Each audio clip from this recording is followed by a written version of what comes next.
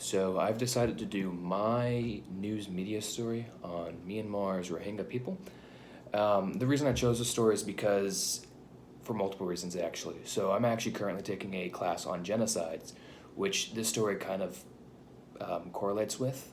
I've also took a history of Muslims in my geography sector for my major. So we actually had to learn about the Rohingya people for the class because they're Muslims. So that's why I picked this story. I thought this would be, the perfect thing for me. So, what this story is about. So, the Rohingya people are it's a people in Myanmar that are Muslim, or majority Muslim, and they're not necessarily or originally from Myanmar or Burma itself. They're ancestors of traders and people in the region. Some believe they're people who came from Bangladesh. Some people think they've wandered from other places, but they're not necessarily from Myanmar itself. So Myanmar will deny the Rohingya people citizenship, certain rights. Some don't even see them as people. So the story kind of cracks down into that because back in 2017, the Myanmar military cracked down on this, on the idea of militants being the Rohingyas, and started killing a whole bunch of people. This news kind of shot up to the UN top courts and basically asked Myanmar to stop what they're doing because what they're doing is a genocide. So, of course, when you're being attacked with an allegation like that, Myanmar obviously denied that this was a genocide, but instead said this was a military offensive. Essentially, that the Rohingya people had militants that were attacking the Buddhist majority country. So this has caused a lot of the Rohingya people to migrate out of Myanmar into countries like Bangladesh and other areas. Bangladesh is somewhat okay with this, but back in 2019, they stopped allowing them to come in.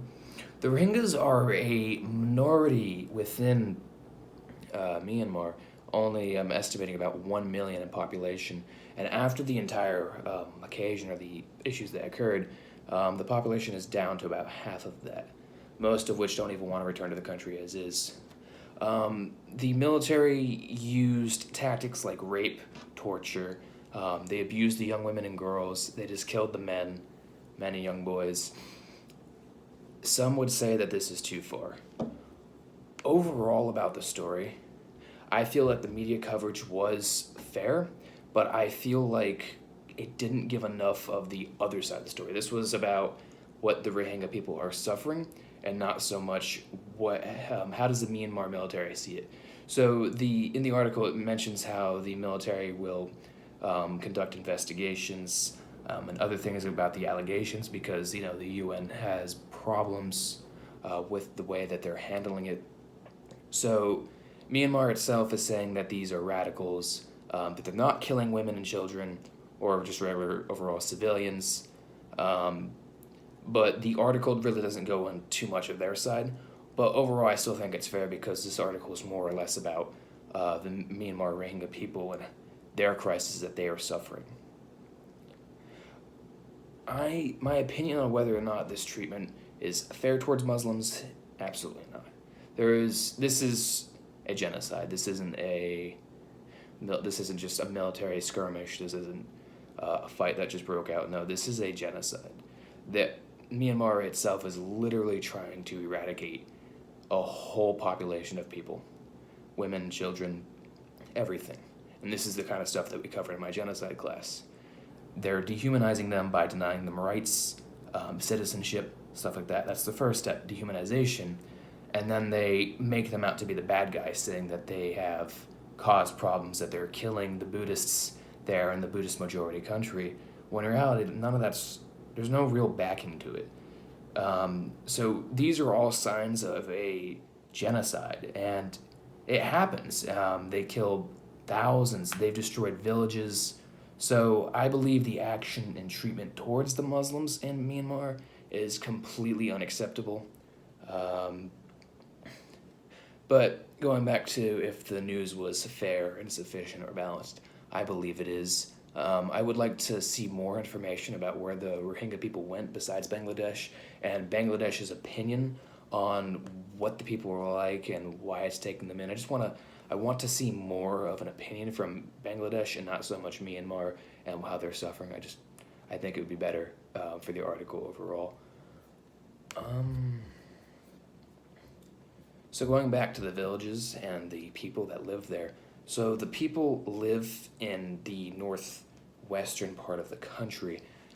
They're kind of just out of the way of Myanmar itself. They're right on the border of Bangladesh, which makes it so easy for them to cross the border when problems occur.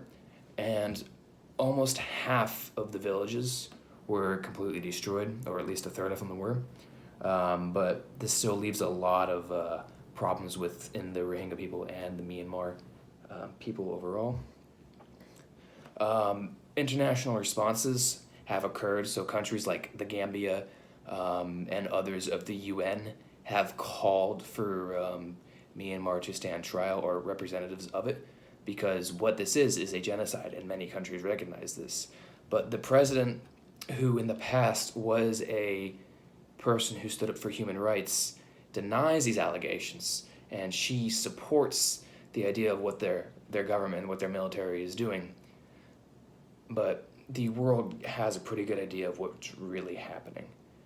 They believe that, and I believe as well, that this is a genocide and that this needs to stop, and that things need to happen in order to stop things like this from happening, because it's believed that this will happen again. The fighting has stopped since 2020, 2021, but it's believed that it's going to happen again. All right, well, thank you, and that's my story coverage for the Myanmar Rohingya people.